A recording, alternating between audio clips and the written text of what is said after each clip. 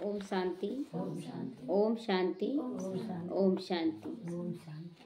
बाबा कह रहे मीठे बच्चे, इन आँखों से जो कुछ भी देखते हो ये सब खत्म हो जाएगा, इसीलिए इससे बेहद का वैराग्य रखो। बेहद का, हद का वैराग्य नहीं। हद का वैराग्य है कि नहीं मिल रहा है तो क्या करेंगे, लेकिन मिलते हुए भी हमको उसमें पड़ना नहीं है। जो है सब ठीक है।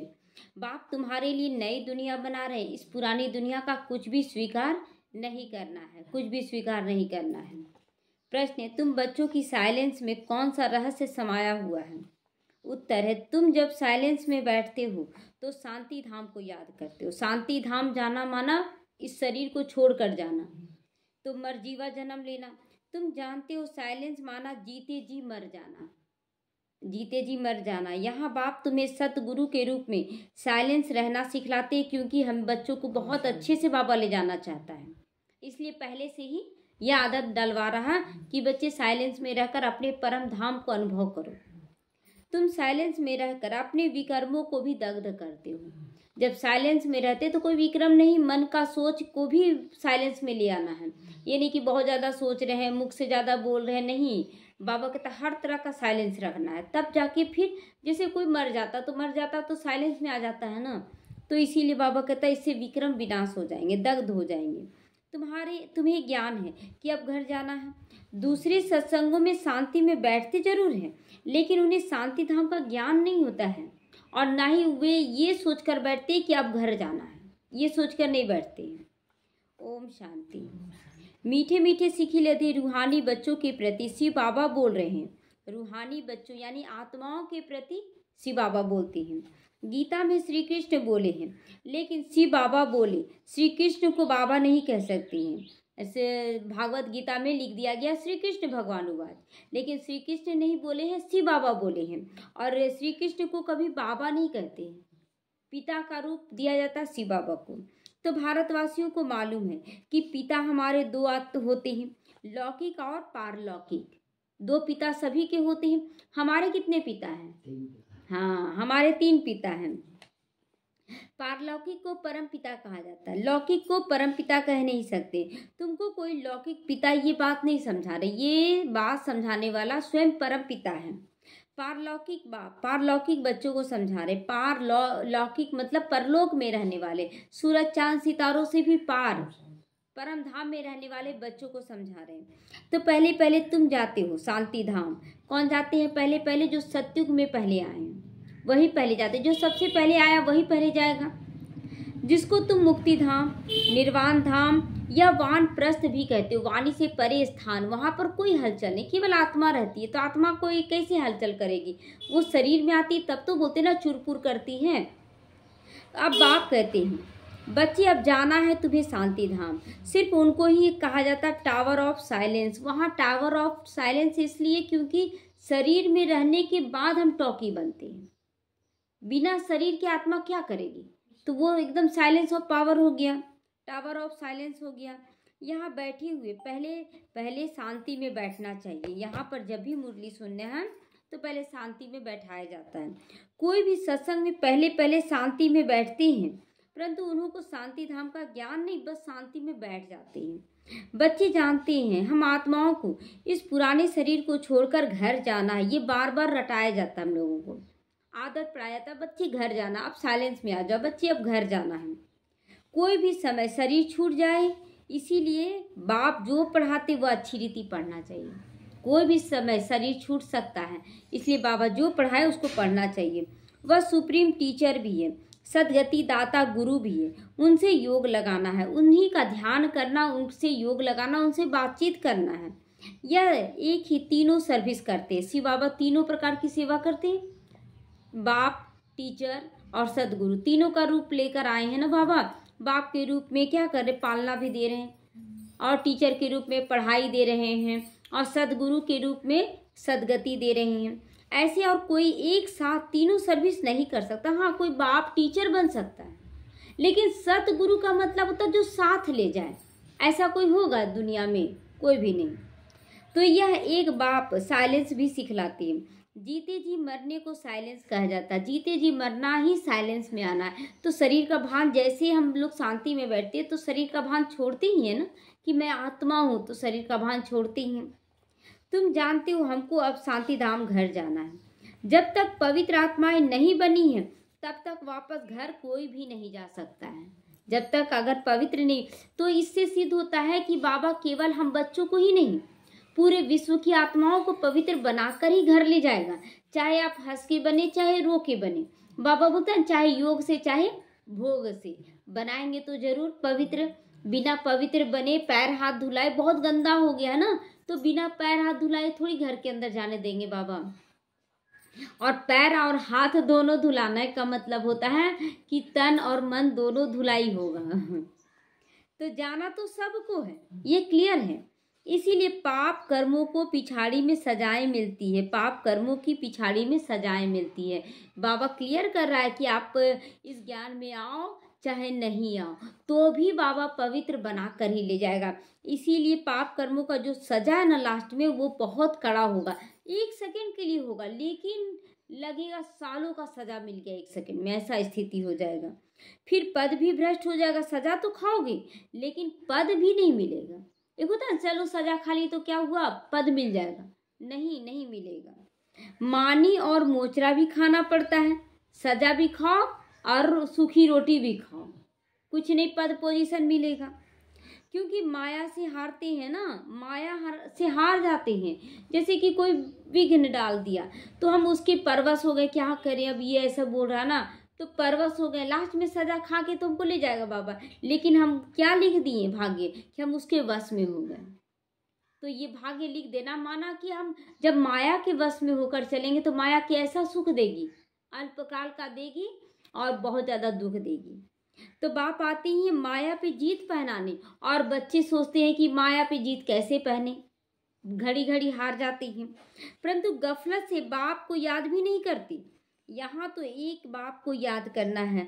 भक्ति मार्ग में भी बहुत भटकते हैं लोग, जिसको माथा टेकते हैं उनको जानते भी नहीं। जानते हैं आज तक जाने हम लोग कि शिव बाबा कौन है, लक्ष्मी नारायण कौन है, कुछ नहीं। बाप आकर भटकने से छुड़ा दिए ना, समझाया जाता है ज्ञान दिन है, भक्ति रात है। रात को धक्का खाया था, रात में अगर अंधेरे कमरे में भी घुस जाइए तो आपको पता नहीं चलेगा कौन सा सामान कहाँ है, ठोकर लग जाता है। तो ये भक्ति मार्ग जो होता है ना, वो अंधेरा है और इसमें ठोकर लगता ही लगता है। ज्ञान से दिन अथवा सतयुग त्रेता युग, भक्ति माना रात, द्वापर कलयुग, यह है सारी ड्रामा की ड्यूरेशन। बाबा सारा क्लियर कर दे रहा है। आधा समय दिन, आधा समय रात। प्रजापिता ब्रह्मा कुमार कुमारियों का दिन और रात चलता है, सबका दिन रात नहीं होता है, हम लोगों का ज्यादा होगा। सतयुग त्रेता दिन तो द्वापर कलयुग रात। तो रात को भी ऐसा नहीं है कि बहुत ज्यादा खराब हो जाएगा, ऐसा तो नहीं होता है। रात को भी तो बहुत सुंदर चांदनी रात रहता है, तो कितना सुंदर रहता है। तो यह बेहद की बातें हैं। हद की दिन रात तो 24-24 घंटे बोलते हैं ना, 12 घंटा दिन 12 घंटा रात। तो बेहद का बाप बेहद के संगम पर आते हैं, अमृत बेले आते हैं। अमृत बेले का ही समय होता है संगम का ना, आधी रात के बाद का समय और सुबह होने के पहले का समय, संगम युग। न दिन है न रात है वो। और ये जो इस समय का जो लाइट है ना, वही लाइट रहता है परम धाम में। और सत्युग सूक्ष्म तन में लाइट कैसा रहता, केवल वाइट, केवल दिन। और जब धरती पर आते हैं तो अमृत बेला भी देखने को मिलता है, दिन भी देखने को मिलता है, रात भी देखने को मिलता है। यहाँ सब तरह का खेल चलता है। इसीलिए कहा जाता है शिवरात्रि, जब घोर अंधियारी रात हो जाती है तो परमात्मा फिर आते हैं। मनुष्य ये नहीं समझते कि शिवरात्रि किसको कहा जाता है। तुम्हारे सिवाय एक भी शिवरात्रि के महत्व को नहीं जानता, क्योंकि यह है बीच का समय, कलयुग के अंत और सतयुग के आदि के बीच का समय है। जब रात पूरी होती दिन शुरू होता है। इसको कहा जाता है पुरुषोत्तम संगम युग। इस समय सभी बच्चे उठते हैं अमृत वेले, सब तो नहीं उठते हैं। पुरुषोत्तम जिसको बनने का नशा रहता है कि हमको लक्ष्य है कि हमको उठना है, तो वो उठते हैं, बाकी सारे नहीं उठते हैं। तो और नई दुनिया के बीच बाबा कहता है कि पुरुषोत्तम संगम युग है। पुरानी दुनिया और नई दुनिया के बीच का समय। बाप आती है पुरुषोत्तम संगम के युगे युगे। लोग बोलते हैं ना संगम युग, संगम को हटा देते हैं, तो इसीलिए युगे युगे लिख देते हैं। युगे युगे आया तो उसमें भी चलो वो मान लिया जाए कि युगे युगे भगवान आते हैं। तो युग तो 4 ही युग हुआ। अब अवतार कितना दिखाते हैं? 24 अवतार दिखाते, तो भी झूठ हो गया। अब उनके अनुसार भी झूठ हो गया कि गीता भी खंडित हो गया कि युगे युगे आते हैं तो 4 ही अवतार होना चाहिए, फिर 24 अवतार क्यों दिखाया गया है? तो ऐसे नहीं कि युगे युगे आते। अब बाबा इसको भी क्लियर कर रहा है कि युगे युगे भी नहीं आते हैं।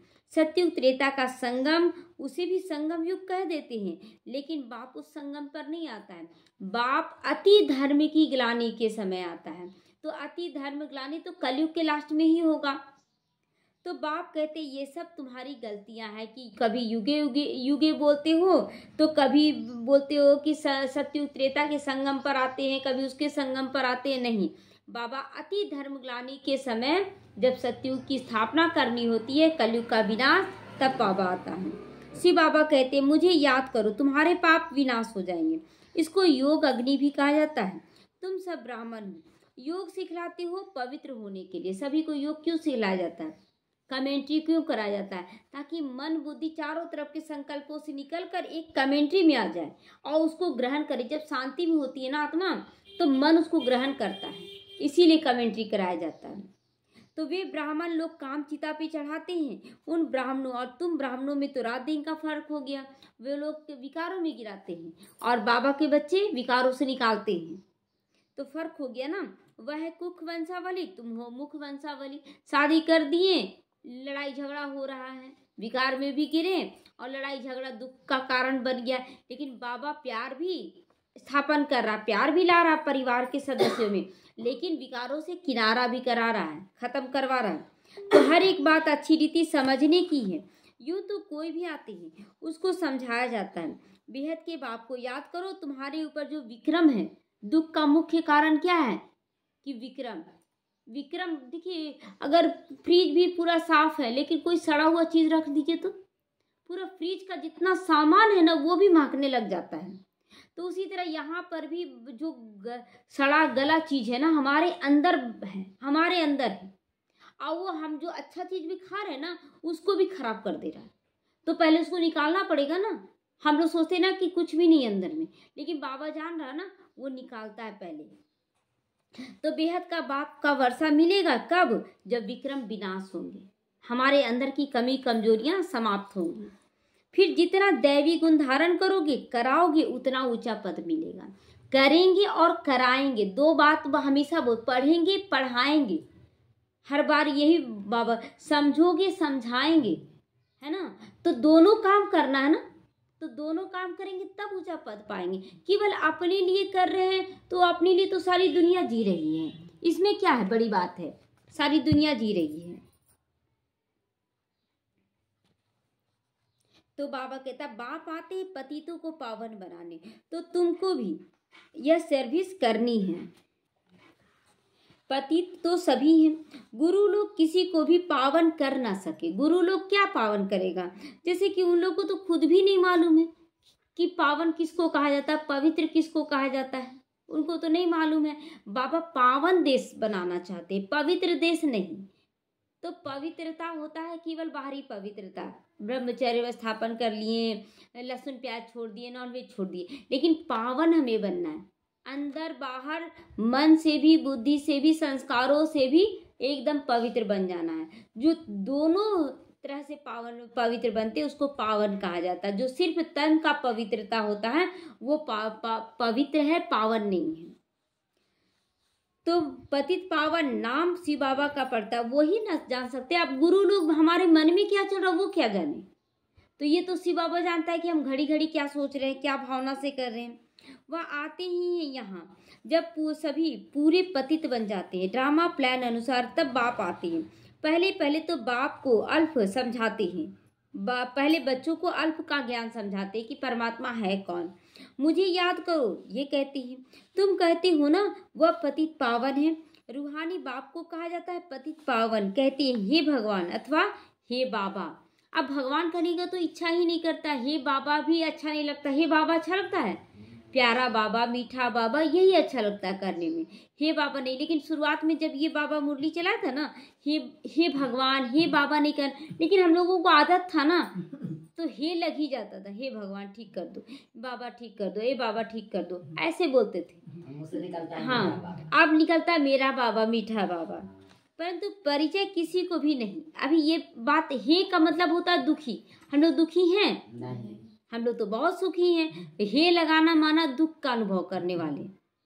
तो अभी तुम संगम वासियों को परिचय मिला है पूरी रीति से, क्या शब्द यूज करना ये भी मिला है। वह है नरकवासी। तुम नरकवासी तो नहीं हो, है नरकवासी अभी। हाँ, अगर कोई हार खाता है तो एकदम गिर पड़ते हैं। अगर विकार में एक बार गया तो उठ नहीं पाते हैं, बहुत कमजोर कर देती है माया की कमाई भी चट हो जाती है। अगर एक बार गिर गए विकार में ना, तो कमजोर तो पहले से थे, पूरी तरह शक्तिशाली नहीं बने, लेकिन जब और बीमार पड़ जाएंगे तो और कितना कमजोर हो जाएंगे। तो वही कमजोर हो जाने के कारण फिर चढ़ नहीं पाते हैं, तो की कमाई भी चट हो जाती, जो खाया पिया वो गंवा देते हैं। मूल बात है पतित से पावन होने की। यह है विषय विकारी दुनिया, वह है वाइसलेस दुनिया, नई दुनिया जहां देवताएं राज्य करते। वाइसलेस मतलब निर्विकारी दुनिया, जहां पर कोई विकार का अंश वंश भी ना हो। अभी तुम बच्चों को मालूम पड़ गया है, तो पहले पहले देवता ही सबसे जास्ती जन्म लेते हैं, उसमें भी पहले पहले सूर्यवंशी, वह पूरे पहले आते हैं और 21 पीढ़ी का वर्षा पाते हैं जो सूर्यवंशी में आते हैं। तो हमें सूर्यवंशी बनने के लिए क्या करना होगा? ज्ञान सूर्य को देखना होगा। दूसरा क्या है? खुद को भी मास्टर ज्ञान सूर्य बनाना होगा। चंद्रमा का स्थिति दिखाते हैं कि थोड़ा थोड़ा कम हुआ, फिर बढ़ा बढ़ा पूरा हुआ, और सूर्य एनी टाइम एक जैसा है। तो कितना बेहद का वर्षा मिलना है, तो पवित्रता सुख शांति का मिलता है। सत्युग को पूरा सुखधाम कहा जाता है। त्रेता है सेमी, क्योंकि 2 कला कम हो जाती है। कला कम होने से रोशनी कम हो जाती है ना। आधा चांद को देखिए कैसा रोशनी है। तो चंद्रमा की भी कला कम होने से रोशनी कम हो जाती है। आखिरी बाकी लकीर जाकर बजती है ना। चंद्रमा कैसा लकीर बजता है ना, एक तार बज जाता है। नील नहीं होता है, तुम्हारे भी ऐसे हैं, नील नहीं होते हैं। इसको कहा जाता है आटे में नमक मिसल। आटे में नमक मिसल सच्चाई ही जो गीता का ज्ञान है ना, उसमें आटे मिसल है, आटे में नमक मिसल है, क्योंकि वो गीता लिखा गया है मनुष्यों के द्वारा। और परमात्मा जो है वो तो आप सब कुछ जानेंगे, वो तो सही बताएंगे सब कुछ। तो बाप आत्माओं को बैठ समझाते, यह आत्माओं और परमात्मा का मेला है। तो यह आत्माओं और परमात्मा का मेला लगता है। यह बुद्धि से काम लिया जाता है, क्योंकि ना आत्मा को देखा जाता ना परमात्मा को देखा जाता है, तो ये तो बुद्धि से ही ना समझ पाते हैं। तो परमात्मा कब आते हैं? जब बहुत आत्माएं अथवा बहुत मनुष्य हो जाते तो परमात्मा मेले में आते हैं। जब पूरा ऊपर से परमधाम से लगभग सारी आत्माएं आ जाती हैं, तब परमात्मा को आना होता है। आत्माओं और परमात्मा का मेला किस लिए लगता है? वह मेले तो मेले होने के लिए है, मैले होने के लिए है। बाबा कहता है ना कि वो जो मेला लगता है मनुष्यों का मेला, वो मैला होने के लिए लगता है। इस समय तुम बागवान द्वारा कांटों से फूल बनने के लिए मेला में आए हो। कांटों से फूल बन रहे हैं। कैसे बनते हो? याद के बल से। जैसे जैसे बाबा का ज्ञान सुनते तो याद ज्यादा करने लगते। ऐसे पहले भी याद करते थे, लेकिन पहले क्या करते थे, कभी उसको कभी उसको कभी उसको याद करते थे। एक से याद टिकता नहीं था। और यहाँ पर क्या है, एक को याद करते हैं। तो इसीलिए बाबा कहता है याद का बल मिलता है। बाप को कहा जाता है सर्वशक्तिमान। जैसे बाप सर्वशक्तिमान है, वैसे रावण भी कम शक्तिमान नहीं है। रावण भी तो था। रावण कौन था? ब्राह्मण ही था। दिखाते हैं ना, ब्राह्मण ही रावण था ना, तो वो शक्तिशाली कैसे नहीं होगा? सारा ज्ञान उसमें है। इसलिए दिखाते हैं ना कि लास्ट में राम को भी ज्ञान कम होता है। राम को भी ज्ञान कम होता है, रावण को ज्ञान ज्यादा था। लेकिन इसीलिए बोलते फिर लक्ष्मण को जाकर कि जाओ लक्ष्मण, उनसे कुछ ज्ञान लो। तो लक्ष्मण तो अहंकारी था, तो वो जाकर सर की तरफ बैठ गया। तो फिर बोला नहीं, पैर की तरफ बैठो। रावण बोला हम ज्ञान नहीं दे सकते हैं। तो फिर जाकर पैर की तरफ बैठे, तब ज्ञान दिए। तो सोचिए वो ज्यादा ज्ञानी है, लेकिन वो क्या किया कि उस ज्ञान को मिस यूज किया, गलत यूज किया, दूसरों को दुख देने में किया। और जो राम बनता है वो कम ही ज्ञान लिया, लेकिन वो सबको सुख देने में लगा दिया, वो राम बन गया। इसलिए हमें रावण नहीं बनना। बहुत ज्यादा ज्ञान भी अहंकार का रूप लेता है। तो बाप खुद ही कहते माया बड़ी बलवान है, दुस्तर है। कहते बाबा हम आपको याद करते, माया हमारी याद को भुला देती है, भुला देती है घड़ी घड़ी। सोचिए कितना माया शक्तिशाली है। एक दो के दुश्मन हुए ना, एक दो के दुश्मन हुए, मतलब ब्राह्मण बच्चे ही रावण बनते, ब्राह्मण बच्चे ही राम बनते, दोनों एक दूसरे के दुश्मन बन जाते। लौकिक से बहुत अच्छे से निकल जाएंगे, अलौकिक आत्माओं से ज्यादा पेपर आता है। तो बाप आकर माया पे जीत पहनाते, माया फिर हरा देती है।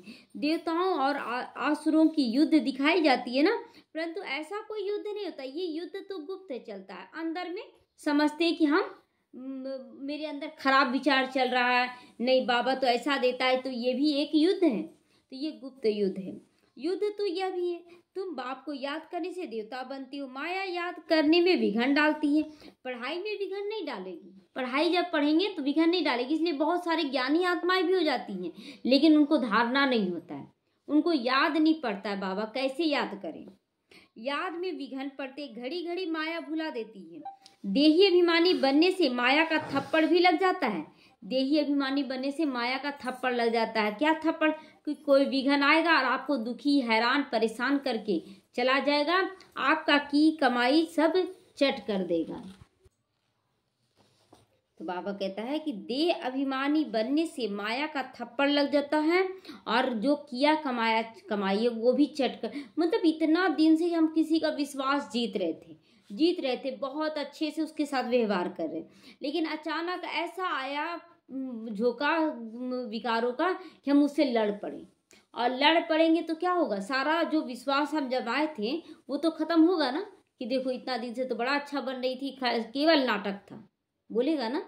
तो ये की कमाई चट कर देती है माया, इसीलिए बहुत सावधानी से चलना है। कामी जो होते हैं ना, उनके लिए बहुत कड़े अक्षर कहे जाते हैं। यह है ही रावण राज्य। यहाँ भी समझाया जाता, पावन बनो, फिर भी बनते नहीं, घड़ी घड़ी विकारों में चले जाते हैं। बाप कहते बच्चे विकार में मत जाओ, बहुत प्यार से कह रहे हैं ना, विकार में मत जाओ, काला मुंह मत करो, क्योंकि अभी तो नहीं समझ में आता, बाद में समझ में आता, बहुत पछताना पड़ता है, क्योंकि फिर ताकत नहीं रह जाता ना। क्योंकि देखिए एक जो विकार में पहले से गिरा हुआ, उसके ऊपर बाबा कहता है ना, जो अज्ञानी आत्मा है उसके ऊपर पाप का बोझा 1% चढ़ता है, जो ज्ञानी आत्मा उसके ऊपर 100% चढ़ता है, क्योंकि वो बाबा को याद करके ना सारा जमा किया है, तो 100% का। तो जब अच्छा करता तो 100%, जब बुरा करता तो 100%, तो ज्यादा पाप चढ़ेगा कि नहीं। आप कभी कभी लोग बोलते हैं ना कि 100% चढ़ जाएगा पाप उसे, तो अज्ञानी ही ठीक है, लेकिन अज्ञानी में दुख हो रहा था तो क्यों हम लोग पुकार रहे थे जब ठीक था। तो बाप कहते बच्चे विकार में मत जाओ, काला मुंह मत करो। फिर भी लिखते बाबा माया ने हार खिला दी, अर्थात मुंह काला कर बैठे। गोरा और सांवरा का खेल चलता है ना, विकारी काले और निर्विकारी गोरे बनेंगे, इसलिए नाम पड़ता है श्याम सुंदर। श्याम से सुंदर बनने में कितने सारे विघन आते हैं, उसका अर्थ सिवाय तुम्हारे में के अलावा दुनिया में कोई भी नहीं जानता। श्याम सुंदर का अर्थ कोई भी नहीं जानता है। हम लोग तो समझते थे कि सांवला शरीर है इसलिए श्याम, और देवी देवता है इसलिए सुंदर बोला जाता है, लेकिन नहीं, हम लोग ही श्याम बनते हैं, हम लोग ही सुंदर बनते हैं, लेकिन श्याम से सुंदर तक का सफर याद रहता है, इसलिए हम लोग बोलते हैं श्याम सुंदर। सुंदर से श्याम बनने का सफर हम लोग को नहीं मालूम होता है। तो श्री कृष्ण को भी श्याम सुंदर कहते हैं। बाप उनके नाम का ही अर्थ समझाते, एक के नाम से ना सबका चलता है। तो स्वर्ग का फर्स्ट नंबर प्रिंस था, सुंदरता में नंबर 1 यह पास होता है। संस्कारों का सुंदरता यहाँ बोला जा रहा है कि बाबा कहता है सुंदरता में नंबर 1 ये पास होता है, यानी संस्कार सबसे सुंदर ये बनाता है ब्रह्मा बाबा। फिर पुनर्जन्म लेते लेते नीचे उतरते उतरते काले बन जाते हैं, तो नाम रखा जाता है श्याम सुंदर। शुरुआत में श्याम सुंदर नहीं पड़ता है, क्योंकि वो सुंदर होता है सतयुग में, लेकिन यहाँ संगम युग पर नाम पड़ता है श्याम सुंदर। यह अर्थ भी बाप समझाते, शिव बाबा तो है ही एवर सुंदर, वह आकर तुम बच्चों को सुंदर बनाते हैं। पतित काले बन पड़े थे, पावन सुंदर हो जाते हैं। नेचुरल ब्यूटी रहती है, वहाँ मेकअप करने का तो जरूरत ही नहीं, वहाँ पर पाउडर क्रीम लिपस्टिक लगाने का जरूरत ही नहीं, वहाँ पर सारा मेकअप तो यहाँ से जा रहा है। बोलने का मधुरता, आंखों का काजल क्या बन जाएगा, ज्ञान का सुरमा, तो तुम बच्चे आए हो, हम स्वर्ग का मालिक बने। किस लिए आए हम लोग? कि हम मालिक बने वहां के। गायन भी है ना, शिव भगवानुवाच, माताएं स्वर्ग का द्वार खोलती है, इसीलिए वंदे मातरम गाया जाता है। माताएं ही स्वर्ग का द्वार खोलती है, तो इसमें लोग मूंझते हैं। लेकिन देखिए, घर पे भी माताएं जो सहन कर सकती हैं वो नहीं हो पाता, क्योंकि अनेक लोगों से मिलना जुलना भाइयों का होता है, तो मूंझ पड़ते हैं। तो इसीलिए बाबा कहता है कि माताओं के ऊपर कलश रखते हैं, क्योंकि उसके अंदर सहन शक्ति, धरती का प्रतीक है ना। धरती में देखिए घास फूस को भी सहन करती है माता, और फल सब्जी कितना उगाती है उसको भी दिख देती है, और पाप आत्माओं का भी सहन करती है, तो पुण्य आत्माओं को भी ठहराव देती है। तो धरती माँ हर तरह से पालना देती है, तो वही माता का रूप स्थूल में दिखाते हैं। तो वंदे मातरम तो अंडरस्टूड पिता भी हैं, समझ में आता है कि बाप माताओं की महिमा को बढ़ाते भी हैं। पहले लक्ष्मी फिर पीछे नारायण कहती हैं। यहाँ तो पहले मिस्टर फिर मिसेज, पहले श्रीमान बोलते हैं श्रीमती। तो यहाँ पर बाबा कहता है कि बच्चे देखो, लक्ष्मी नारायण, पहले लक्ष्मी तब नारायण का नाम लिया जाता है, क्योंकि प्रकृति में आए हैं। पहले क्या दिखता है? आत्मा दिख जाती है। पहले अनुभव क्या होता है? शरीर का ही ना। तो पहले प्रकृति फिर पुरुष को याद करते हैं। बिना प्रकृति को देखे आप पुरुष को याद ही नहीं कर सकते। तो इसीलिए पहले नारी का नाम फिर पुरुष का नाम आता है। ये बहुत सूक्ष्म खेल है। यहाँ ऐसा ही नहीं बोल दिया गया कि लक्ष्मी आगे रहेगी और नारायण पीछे रहेंगे, जबकि नंबर 1 तो नारायण बनते हैं। तो यहाँ पर प्रकृति यानी शरीर को पहले देखते हैं। जैसे किसी के नाम रूप को देखेंगे तब तो बोलेंगे ना वो आत्मा। आप केवल आत्मा आत्मा बोलेंगे तो किसकी आत्मा है ना। तो इसलिए प्रकृति तब पुरुष। तो पीछे यहाँ लेकिन उल्टा कर दिया गया है, पहले मिस्टर फिर मिसेज। आत्मा को पहले बोल दिए फिर शरीर को बोलती है। ड्रामा का राज ऐसा ही बना हुआ है। बाप रचयिता पहले अपना परिचय देते हैं।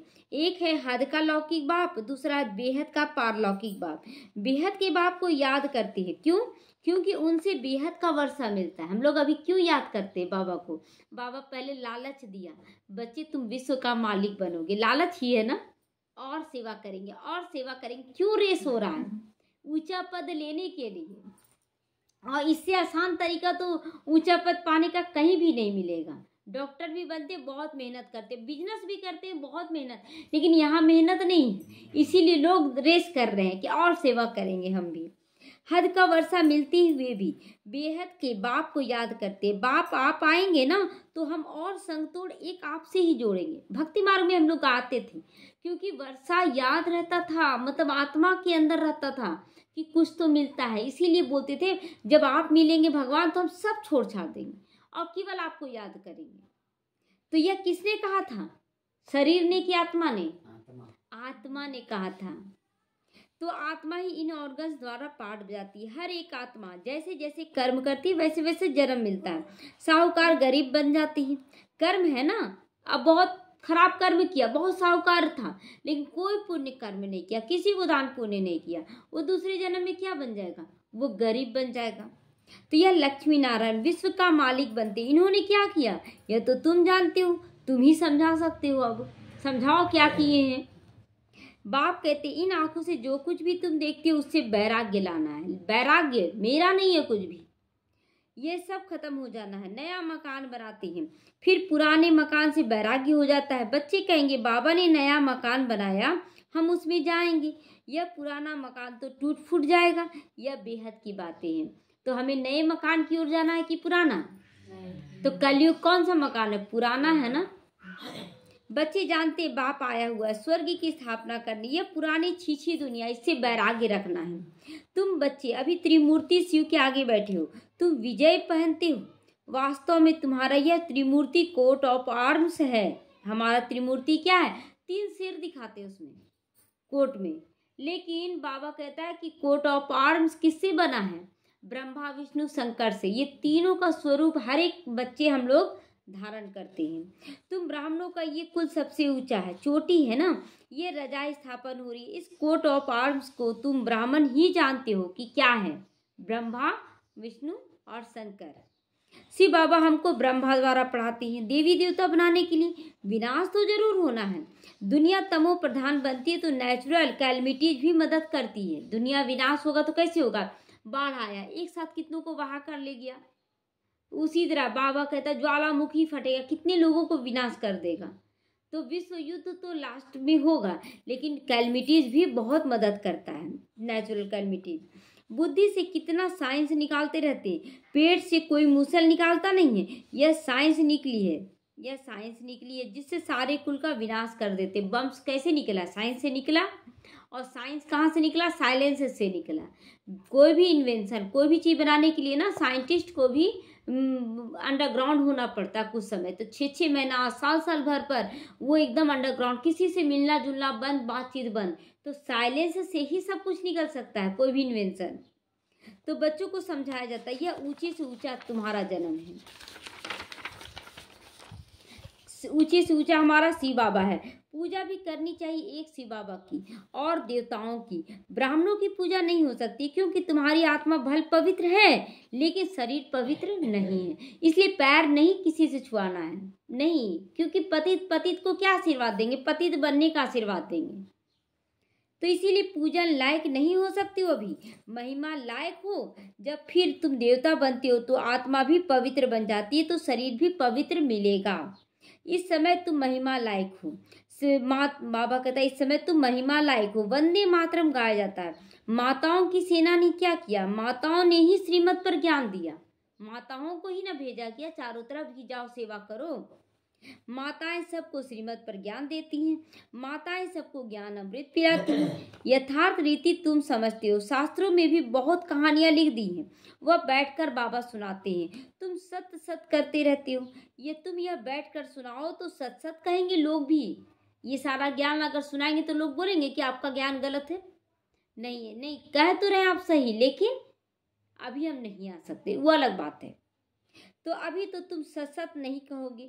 मनुष्य तो ऐसी पत्थर बुद्धि जो हर बात को ही सत्य सत्य कह देते हैं। हाँ, बहुत अच्छा, बहुत अच्छा, क्योंकि उनको समझ नहीं आ रहा। तो जो अच्छा लग रहा, दिल को टच कर रहा कि बहुत अच्छा समझा रहे, हाँ बहुत अच्छा लग रहा है, लेकिन हम लोगों के पास समझ है ना क्या अच्छा है क्या बुरा है।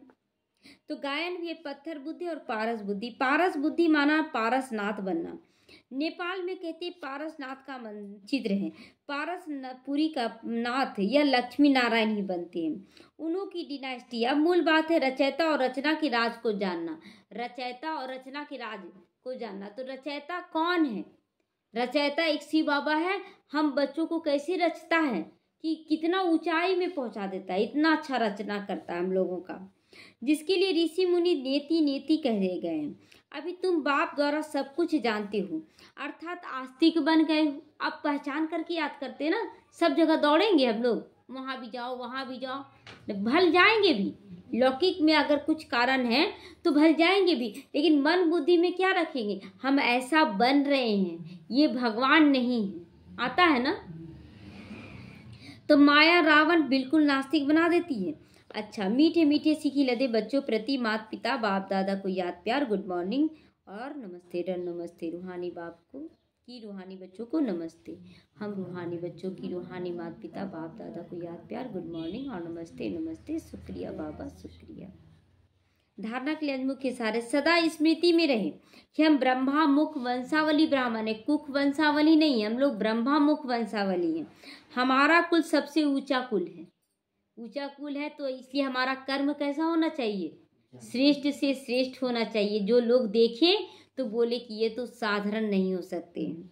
हमें पवित्र भी बनना है और बनाना भी है सबको। पतित पावन बाप का मददगार बनना है। ये मददगार बनना है कि मतलब जैसे एक बच्चा आया ज्ञान में, वो 10 बच्चों को लेते आया, तो मददगार ही तो बनता है ना। वो खुद भी बना, दूसरों को भी समझा रहा है। तो बाबा कहता है मददगार बनो। याद में कभी गफलत मत करना। क्या करे बाबा, याद नहीं कर पाते, ये काम आ गया। याद में क्या गफलत करना, मन को ना याद में लगाना है। तो देह अभिमान के कारण ही माया याद में विघन डालती। जब देह अभिमान आता है ना, तभी विघन आता है। इसीलिए पहले देह अभिमान को छोड़ना है। योग अग्नि द्वारा पाप को नाश करना है। योग अग्नि द्वारा पाप को नाश। कल बाबा क्या बोला ना कि समय को शिक्षक मत बनाओ। समय से पहले आपको टचिंग होगा कि ये विघ्न आने वाला, पहले से तैयार हो जाओ। तो समय आपका टीचर नहीं, आप टीचर पहले से बन जाएंगे। तो इसीलिए योग अग्नि द्वारा पाप नाश करो, तो ये समय तुम्हारा शिक्षक नहीं बनेगा। वरदान है साधनों की प्रवृत्ति। ऐसे तो बोलते थे गृहस्थ को प्रवृत्ति, आज बाबा बोला साधनों की प्रवृत्ति में रहते कमल फूल समान न्यारे और प्यारे रहने वाले बेहद के बैरागी बनो। साधन तुम्हें मिले हैं, उन्हें बड़े दिल से यूज करो। ऐसा बाबा कभी बोला कि नहीं यूज करो? यूज करो, दिल से यूज करो। आज मोबाइल को लगता है छोड़ देंगे, लेकिन मोबाइल से अगर बेहद का सेवा हो रहा तो ये तो पुण्य का खाता। शुरू में जब बात करते थे दिन रात तो लोग बोलते थे अरे तुम्हारा तबीयत खराब हो जाएगा, तुम इतना मोबाइल से बात करती है। लेकिन मोबाइल से क्या बात कर रहे हैं? अगर एक आत्मा को से बात किए, वो 10 आत्माओं को तैयार कर दी, तो हमें तो दुआ पूरा मिल गया। तो नुकसान कैसे पहुंच सकता है? यहाँ तो दुआ और बद्दुआ का खेल चलता है। तो वह साधन है आप ही के लिए। ये साधन किसके लिए बने? हम बच्चों के लिए बने हैं। लेकिन साधना को मर्ज नहीं कर दो। अब मतलब इतना साधन के पीछे मत भाग जाओ कि तुम्हारी जो साधना होनी चाहिए, बाप के प्रति प्यार होना चाहिए, वो मर्ज ना हो जाए। बिना गाना सुने तो योग नहीं लगा सकते हैं, बिना ये मोबाइल के हम तो कुछ भी मन ही नहीं लगता हमको। ये नहीं करना है। बस चारों तरफ शांति हो तभी हमको अच्छा लगता है, ऐसा नहीं। ये कलयुग अशांति का देश है, यही रहकर हमें संगम युग की अनुभूति करनी है। पूरा बैलेंस होना चाहिए। साधन बुरे नहीं है, लेकिन साधन तो आपके कर्मों का, योग का फल है। लेकिन साधन की प्रवृत्ति में रहते कमल के समान न्यारे बनो और बाप के प्यारे बनो। यूज करते हुए भी उन्हों के प्रभाव में मत आओ। मोबाइल है, कभी भी हम छोड़ दें, ये हमारी कंट्रोलिंग पावर होनी चाहिए। तो बेहद साधनों में बेहद की वैराग्य वृत्ति सदा मर्ज ना हो, सदा इमर्ज रहे। पहले स्वयं में इसे इमर्ज करो, फिर विश्व में, वायुमंडल में फैलाओ। बाबा कहता पहले अपने को डिटैच करो साधनों से, और फिर साधनों का ही यूज करके बेहद की सेवा करो। तब देखो सेवा कैसे होता है। स्लोगन है परेशान को अपनी शान में स्थित कर देना ही सबसे अच्छी सेवा है। कोई दुखी है, परेशान है, उसको अपनी शान में आ जाए। वो ज्ञान सुनते सुनते ही हम कौन है, भगवान के बच्चे, तो ये शान में लाना ही सबसे बड़ी सेवा है। तो परमात्मा से मिला देना ये पूरा सेवा नहीं है, ये आधा अधूरा। अब केला, अगर केला को ले ले, अब केला है ना कि कच्चा भी नहीं है, अब पका भी नहीं है, वो उसका कोई यूज होगा ना। आप फल के रूप में खा सकते हैं, ना सब्जी के रूप में बना सकते हैं। उसी तरह आप ज्ञान तो ले लिए, लेकिन आपके अंदर योग धारणा नहीं है, तो आपको आपके द्वारा किसी को सुख भी नहीं मिलेगा, ना ही आप सुखी रह पाएंगे।